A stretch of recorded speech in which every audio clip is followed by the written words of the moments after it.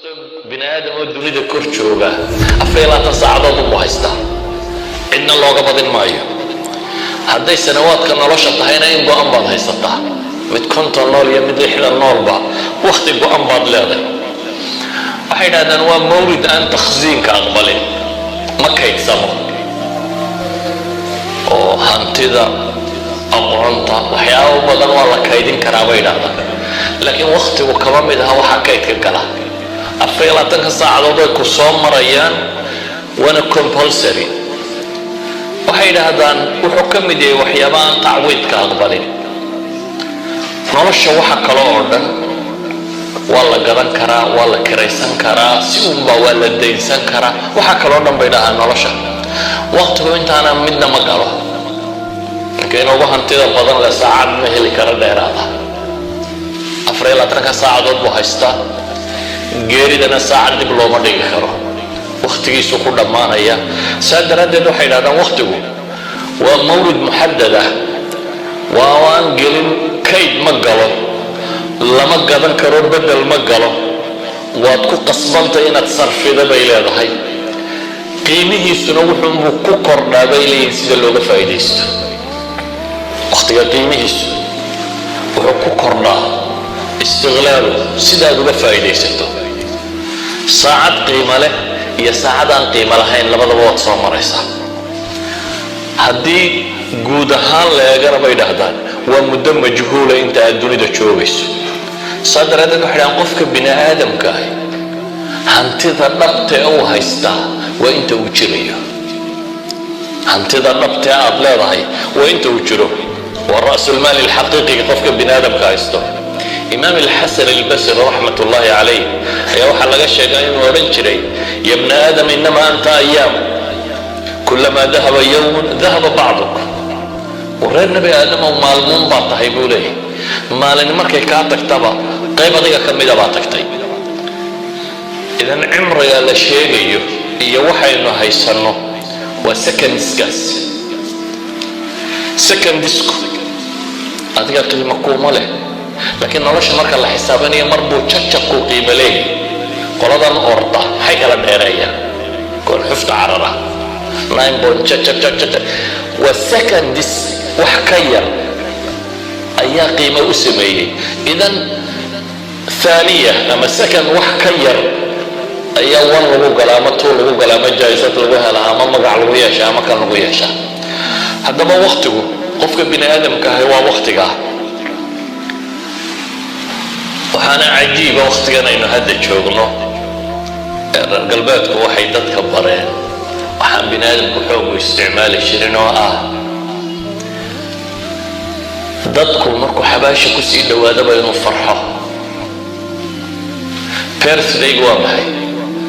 marbaad cimrigii tuurtay soo maaha, xagga xabaasha markaad usii dhawaataba miyaad farxi? waxqabadkuma farxaysid, waxaad intaajadadaadisoo kale ma jiro. waa mujarad in sanad ka soo wareegay intii aad joogtay inaad xabaasha kusii dhawaatay weeyaan.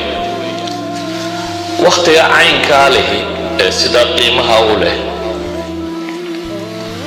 ka faa'iidaysigiisu wuxuu ku xidhan yahay bay yidhaahdaan qiimaha waqtiga inaad fahamto. haddii qiimaha iyo ahmiyada waqtigu uu leeyahay uu fahmo qofka bini aadamka ahi, waxa uu fahmayaa, garanaya sida uga faa'iidaysanayo. dadka badhna xanuun buu ku noqdaa markay qiimihii waqtiga garan waayaan. wuxuu leeyahay wax allaaliyo waxaan qabtaan garan waayo, waqtiga maxaynu ku dillaa?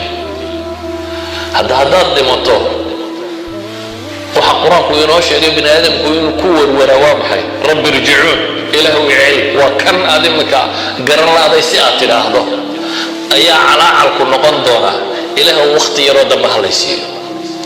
hadduu markaa qofku bay yidhahdaan hadafku ka lumo, qiimaha waqtigu uu ka lumo, ahmiyadiisa uu garan waayo, waqtiga laftiisa qofka xanuun ku noqda. ma idinku jiraa qof usbuuca soo socda wuxuu qaban kara saacad walba u qoranta?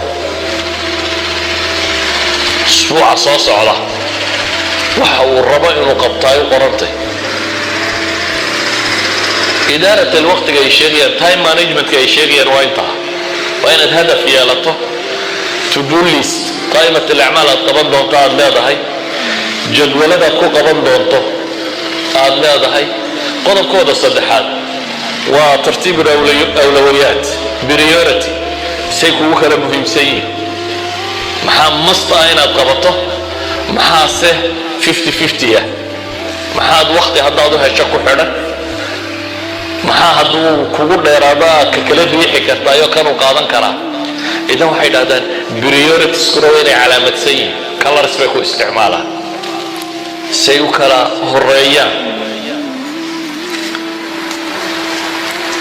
nolosha dhammaanteedba jadwaladay u sameeyeen waa intaa waxa dheer bay idhahdaan tartiib ilxayaa. noloshaada halkaad la maraysaa waa inay kuu ballaangaraysantay bay idhahdaan. the coming 5 years, the coming 10 years maxaad rabtaa inaad noqoto? waxay leeyihin noloshaadu meesha aad rabto inaad qabato waa inay planetka ku jirtaa. waqtiga soo socda maxaan qaban doonaa? idan qof baa caalim noqday iyo khabiir buu noqday iyo kan buu noqday, waxa weeyaan waqtiguu ka faa'iideeyey. classmatekiisi muxuu noqon waaye waqtigaanu ka faa'iideynin. qof kasta oo waqtigiisu uu qiimo ugu fadhiyaa nolosha waxbuu ka dhalinayaa. qofkii aan waqtigiisu qiimo ugu fadhinna dee saynu usoo jirray buu usoo jirayaa. mid aragga ku eegna waad dhali karaysaa insha allahu tacaala haddii waqtigu kugu sugo, laakiin dunida culays baad ku tahay ziyaada. qofku buu dunida ku yahay haddaan waxba soo kordhinaynin waa ziyaada cala alxayaa.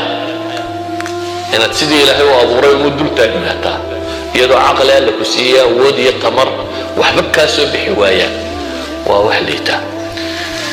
waxaa mawduuca laydinku dooray uma filaya inaad tihiin dadkan intellectualkii waddanka u soo socdiya ummadda ee la rabay inay wax bedelaan. waxaad joogtaan hadda waqtigii jucbada la dhaansanayay, waqtiga ahaantiina dhaansan lahayde, waqtiga ay idiin midho dhala ahayd waa idiin dambeeya. hadda de haddaad bakeeri noola timaadana in bakeerigumaad laga heli, haddaad adoo booyad sida la timaadana waxbaad tari doontaa. waa saad jucbadaada u soo dhaansato, taasina waxay ku xidhan tahay waqtigaaga si aad uga faa'iidayso. sala allahu calaa muxamedin wala alihi wasaxbihi wasalam walxamdu lilahi rabbi alcaalamiin.